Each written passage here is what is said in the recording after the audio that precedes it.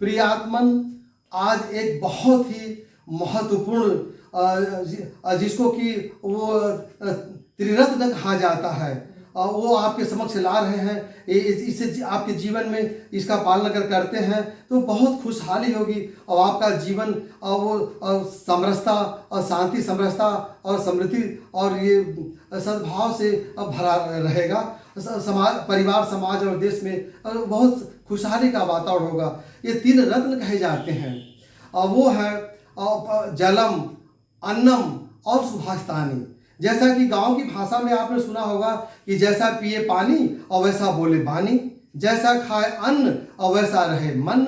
तो ये बात जो इसको जल को रत्न की उपाधि दी गई और अन्न को रत्न की उपाधि दी गई, सुभाषितानि को रत्न की उपाधि दी गई। ये तीनों को रत्न कहा जाता है और ये मानव जीवन में वो इसका बहुत महत्वपूर्ण स्थान है। अगर हम स्वच्छ जल पीते हैं और वो उसके बहुत सी जल के बारे में तो उपनिषदों में बहुत कुछ वो भरा पड़ा है।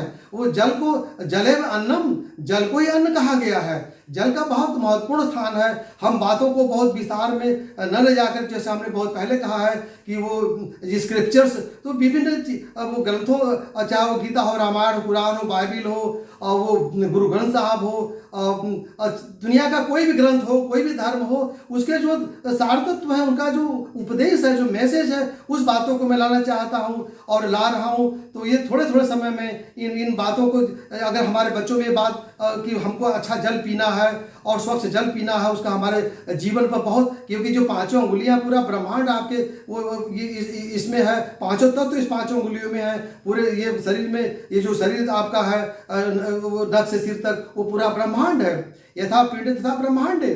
तो वो जलम, तो जल की बहुत उपयोगिता है, जल का बहुत महत्व है। उसी प्रकार से वो अन्न का तो पूछने की बात ही नहीं है। तो अगर वो हम शुद्ध अन्न खा रहे हैं और वो किसी के खून से सना नहीं है, बल्कि अपने मेहनत की रोटी है, अपनी मेहनत कमाई है, तो उससे वो शरीर हमेशा स्वस्थ रहेगा, निरोगित रहेगा और हमेशा एक प्रसन्नता का वातावरण रहेगा।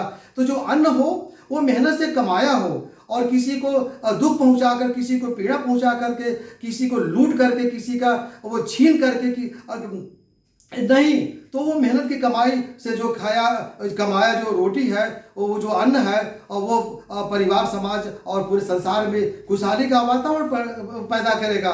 तो जलम ये रत्न है, अन्न ये रत्न है। और तीसरा है सुभाषितानि। हम बोले तो ऐसा बोले कि मेरे बोलने से किसी के हृदय में किसी प्रकार का आघात, किसी प्रकार का चोट न पहुँचे। सही बोले और वो सम्यक बोले और वो शुभ बोले, किसी को पीड़ा पहुंचाने के पर्पज से कि अपने धन, वैभव, जाति के अहंकार में चूर होकर के किसी को हम पीड़ा पहुंचाने की बात न करें और धन के मद में मतवाला होकर के, जाति के झूठे अहंकार में मतवाला होकर के एक तरफ तो छापा तिलक दिखा रहे हैं और दूसरी तरफ घिनौना कृत्य कर रहे हैं। ऐसा नहीं।